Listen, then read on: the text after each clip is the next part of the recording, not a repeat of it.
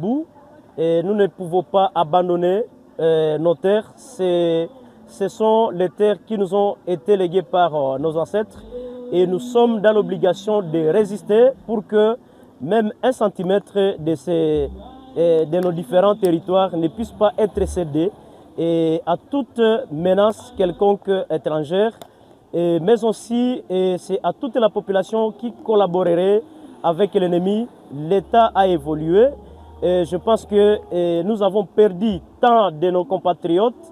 Le grand message que nous lançons à la communauté internationale, tous ces êtres, toutes ces personnes qui ont été tuées, dans la Déclaration universelle des droits de l'homme, on sait que la personne humaine est sacrée et toute personne qui ôte la vie à cette personne est coupable, doit être poursuivie.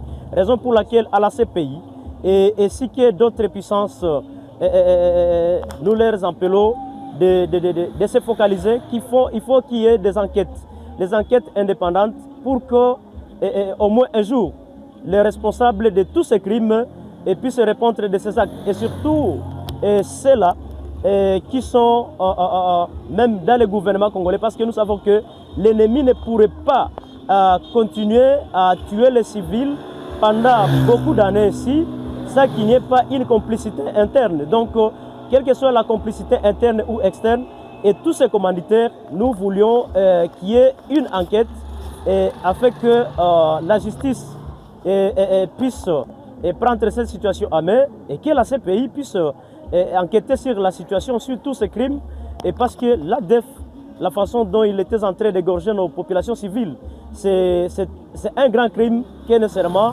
le monde entier ne pourrait pas rester silencieux, ça pour autant qu'il y ait des enquêtes. Mais aussi, autre message que nous avons lancé, c'est juste au gouvernement congolais de voir aussi comment mettre un mécanisme pour qu'il y ait des équipes sur terrain qui doivent commencer à documenter toutes les différentes attaques ADF et voir aussi les victimes. Il y a aussi de ces victimes où on a leurs familles ont été touchées par les incendies de leur maison. Et l'appel, c'est une population dépourvue de tous les moyens. Donc, vu que la population commence à regagner la zone, c'est un appel pathétique. Il faudrait qu'il y ait une assistance pour qu'on commence à reconstruire encore du nouveau les différentes localités et villages qui ont été attaqués. Alors, pour cette population, c'est un peu difficile parce qu'elle est dépourvue de tous les moyens. Donc, il faudrait qu'il y ait l'assistance du gouvernement central, voire aussi les différentes ONG intervenant dans les domaines.